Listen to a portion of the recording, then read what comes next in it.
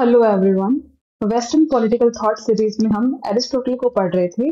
आज हम इस क्लास में स्टेट को लेके एरिस्टोटल के क्या विचार थे ये जानेंगे। ओके, सो देखो, ये जो सामने आपको कोट नजर आ रहा है, सामने स्क्रीन पर दिख रहा होगा आपको। आप ना जितने भी कोट्स देखो, ऐसे कोट्स ना पिछले क्लासेस में भी आए हैं। अगर आपने नहीं देखे हैं तो आप जाके उन्हें जरूर देखें। आगे आने वाली क्लासेस में भी ऐसे कोट्स आएंगे, इस क्लास में भी है। इनको आप ना अच्छे से समझ लीजिए, अच्छे से पढ़ लीजिए, क्योंकि जो एमसीक्यू बेस्ड पेपर्स होते हैं, जैसे कि यूजीसी नेट का पेपर हुआ, इसी तरीके से जो भी एमसीक्यू बेस्ड एग्जाम होंगे, उनमें इस तरह के सवाल पूछे जाते हैं कि ये जो कोट है, कोट देखिए पूछेंगे किस थिंकर का है। क्योंकि हम थिंकर पढ़ रहे हैं, तो थिंकर्स में ऐसे कोट्स आपको काफी मिलेंगे। ठीक है, तो आप इन अच्छे से याद रख लीजिएगा। तो देखो, जो सामने कोट लिखा है, man is by nature a political animal. He who does not live in a state or who does not need a state is either a beast or a god। मतलब व्यक्ति क्या है? एक सामाजिक प्राणी है, एक पॉलिटिकल एनिमल, एक सोशल एनिमल है। ऐसा एरिस्टोटल बोल रहे हैं। ठीक है, नेचर ने व्यक्ति को ऐसा बनाया नहीं है, मतलब समाज, बिना समाज के व्यक्ति रह सके, सरवाइव कर सके, ऐसा उसको बनाया नहीं है। ठीक है, व्यक्ति बिना समाज के सरवाइव नहीं कर सकता। अगर कोई व्यक्ति कहता है कि उसे स्टेट की जरूरत नहीं है, तो क्या तो वो व्यक्ति गॉड होगा, मतलब खुद ही देवता ही है, या फिर वो राक्षस है। ठीक है, क्योंकि बिना समाज के हम सरवाइव नहीं कर सकते। व्यक्ति को नेचर ने बनाया नहीं ऐसा कि वो मतलब सामाजिक प्राणी है तो समाज में ही रह सकता है, अकेला नहीं रह सकता। उन्होंने स्टेट की जो स्टेट है, जिसे उन्होंने पॉलिस कहा है, ग्रीक में स्टेट को पॉलिस कहते हैं। ग्रीक ये ग्रीक वर्ड है पॉलिस। ठीक है, तो उन्होंने जो पॉलिस की इंपॉर्टेंस देखो, एक ये जो इस पूरे कोर्स से आपको क्या दिख रहा है कि उन्होंने जो स्टेट है उसकी कितनी इंपॉर्टेंस बताई है, कितना इंपॉर्टेंट है स्टेट एक व्यक्ति की लाइफ में। ठीक है, तो इसी इंपॉर्टेंस को बताते हुए उन्होंने ये लिखा है। और भी मतलब और कुछ पॉइंट्स बताएं, जैसे कि फर्स्ट है, nature has not made man self sufficient. मतलब जो नेचर है उसने व्यक्ति को सेल्फ सफिशिएंट नहीं बनाया है। मतलब जन्म से लेके मृत्यु तक बिना किसी की हेल्प के व्यक्ति अकेला नहीं रह सकता। ऐसा नेचर ने उसे नहीं बनाया। जैसे देखो, जब बर्थ होता है तो बच्चे को माँ की जरूरत होती है। क्या बच्चा अपने आप सर्वाइव कर सकता है? नहीं, वो नहीं कर सकता। ठीक है, व्यक्ति पूरे जीवन सर्वाइव अकेला नहीं कर सकता, तो उसने क्या किया, सबसे पहले एक एसोसिएशन बनाया जिसे फैमिली नाम दिया गया। उसने अपनी फैमिली बनाई। ठीक है, एक इमीडिएट एसोसिएशन बना, फैमिली जिसे कहते हैं। इससे क्या होता है कि फैमिली काफी जरूरत होती, एक व्यक्ति की जिंदगी में काफी इंपॉर्टेंस रखती है फैमिली। अकेले सरवाइव करना बहुत मुश्किल है। फैमिली से उसे इमोशनल सपोर्ट मिलता है, इमोशनल सपोर्ट के लिए फैमिली जरूरी है।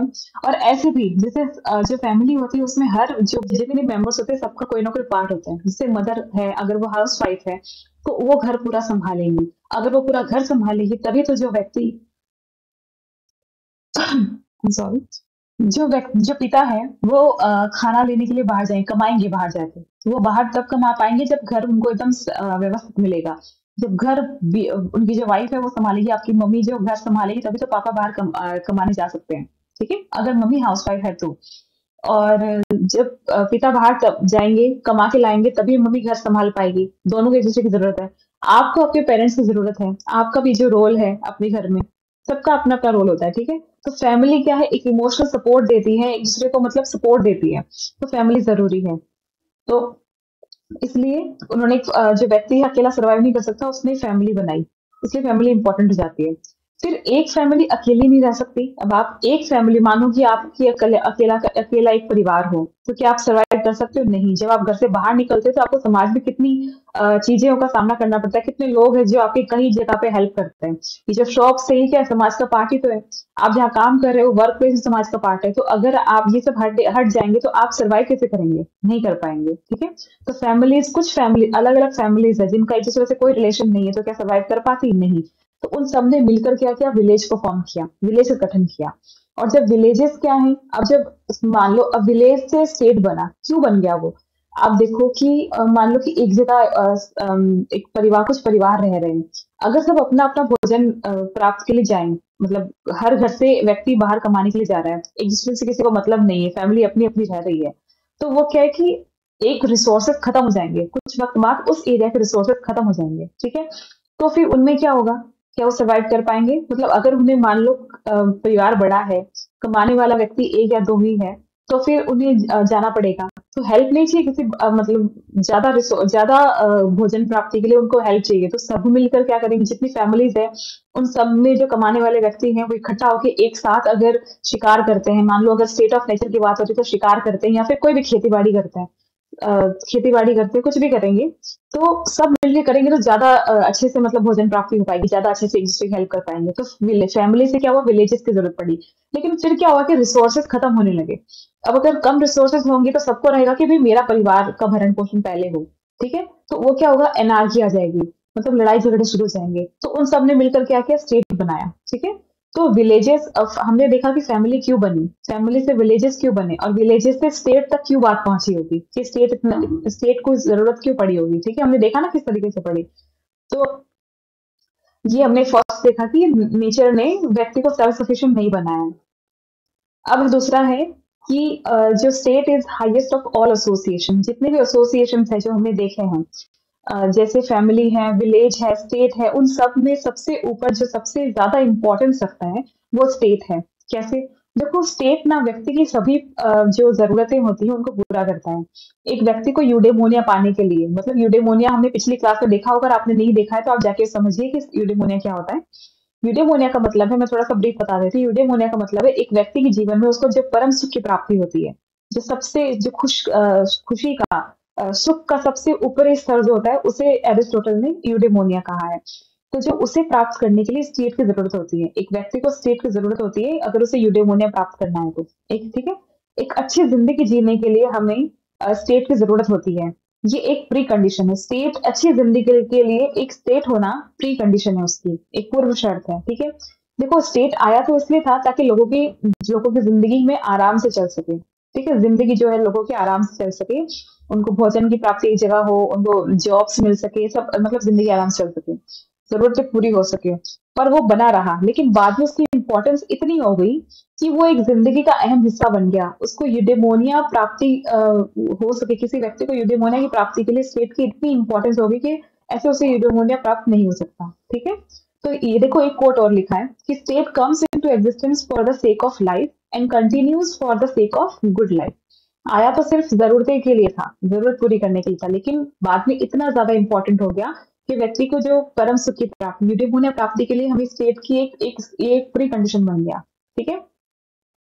तीसरा है स्टेट क्या है, स्टेट क्या है, प्रायोर टू मैन, मतलब व्यक्ति से पहले है। कैसे, जब हम स्टेट ऑफ नेचर में जहां बहुत सारी फैमिलीज थी, अभी जैसे मैंने आपको बताया कि व्यक्ति से पहले कैसे, देखो स्टेट ऑफ नेचर में पहले बहुत सारी फैमिलीज थी, भाई व्यक्ति अकेला था, उसने फैमिली बनाई, फैमिलीज बहुत सारी थी अलग अलग, तो उन बहुत सारे विलेज फैमिलीज थी और बहुत सारे विलेजेस बने, ठीक है।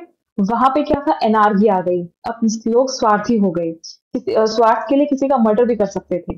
तो एक दूसरे से किसी को कोई सिक्योरिटी नहीं थी ना, भाई रिसोर्सेज कम होंगे तो उनको पाने के लिए खून भी तो कर सकते हैं कि भाई मेरा परिवार को भरण पोषण करना है, सामने वाले परिवार को खत्म ही कर दूं मैं, ताकि सारे रिसोर्सेज हम ही ले लेंगे, ठीक है। इसलिए उन सब ने मिलकर स्टेट बनाया, स्टेट को अथॉरिटी दी गई। अब उनको क्या, चारों तरफ लड़ाई झगड़े चल रहे थे, तो सबका ऐसा था कि भाई हम पे अब किसी पे कोई अथॉरिटी नहीं थी, भाई कोई लॉज कोई कानून वगैरह कुछ थे नहीं, तो कौन संभालेगा, कोई था ही नहीं ना, कोई अथॉरिटी नहीं थी। फिर तो उन सब ने मिलकर स्टेट को एक अथॉरिटी दी थी, स्टेट बनाया और उसको सारी अथॉरिटी दे दी गई। उसने लॉज बनाए ताकि सब मिलकर आराम से रह सके, शांति बनी रहे, लोगों को डर ना रहे कि कोई उनके साथ कुछ गलत कर देगा, क्योंकि उन्होंने स्टेट को बनाया, उसे पावर दी कि वो किसी को भी पनिश कर सके।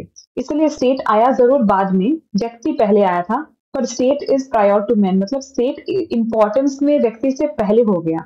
अभी इतना इंपॉर्टेंट हो गया कि भले ही बाद में आया हो, लेकिन वो इतना इंपॉर्टेंट हो गया कि व्यक्ति से पहले हो गया वो। क्योंकि जब स्टेट नहीं था तब व्यक्ति की जो जीवन था ना, वो जीने लायक नहीं था, हर तरफ एनार्की थी, व्यक्ति पहले आकर भी खुश नहीं था। व्यक्ति जरूर स्टेट से पहले था, लेकिन क्या वो खुश था, क्या उसे डर नहीं था, हर वक्त उसे डर था कि भाई कोई मुझे और मेरे परिवार को खत्म ना कर दे, रिसोर्सेज के चक्कर में भी कम हो गए, या जो भी स्वार्थ है लोगों का, इसलिए क्योंकि कोई अथॉरिटी नहीं थी, कोई कानून नहीं थे, कुछ नियम कायदे कुछ नहीं थे, इसलिए, ठीक है। लेकिन जब स्टेट बना तो समाज में शांति हो गई, व्यक्ति को यूडेमोनिया की प्राप्ति के लिए स्टेट ने हेल्प की, वह सभी जरूरतें पूरी करता है, स्टेट क्या है, सभी सारी जरूरतें पूरी भी करता है, ठीक है। तो हमने देखा कि स्टेट बाद में आया, लेकिन व्यक्ति से पहले है स्टेट। तो और क्यों इम्पोर्टेंट है वो भी हमने देख लिया, क्योंकि स्टेट ने अनार्की को खत्म किया है, सबने मिलकर अथॉरिटी स्टेट को पकड़ा दी कि भाई तुम ही हो, और वो जो कानून बनाएगा वो एक व्यक्ति के अकॉर्डिंग नहीं होगा, वो सभी के लिए होगा और सबके लिए समान होगा, सबको मानने होंगे, सब मिलकर फैसला करेंगे, सब मिलकर मानेंगे उससे उन नियम कायदों को, और वो बदले नहीं जाएंगे, वो सब स्टेट के हाथ में होगा। और इस तरीके से सब व्यक्ति जो उनका जीवन है वो सिक्योर हो गया, उन्हें सिक्योरिटी मिली और वो खुशी से रहने लगे सब। ठीक है, तो स्टेट कितना इंपॉर्टेंट है ये आपने देखा कि एरिस्टोटल ने कैसे बताया है। ठीक है, सो दैट्स इट गाइस, अगली क्लास में हम एरिस्टोटल की जो सिटीजनशिप की थ्योरी है उसको समझेंगे। आपको अगर ये क्लास अच्छी लगी हो